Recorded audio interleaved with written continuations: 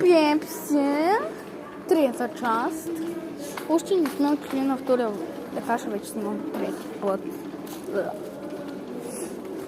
Хората много ще се зарадват, че поне снимам. И аз защо снимам толкова време, бе? Това е лен, че се взимам. Дали ти знаеш, аз мразя стикери, но ще си взема едни стикери. Само че кои? Е, тея. Полевчета, така че мога да взема и тея звездици.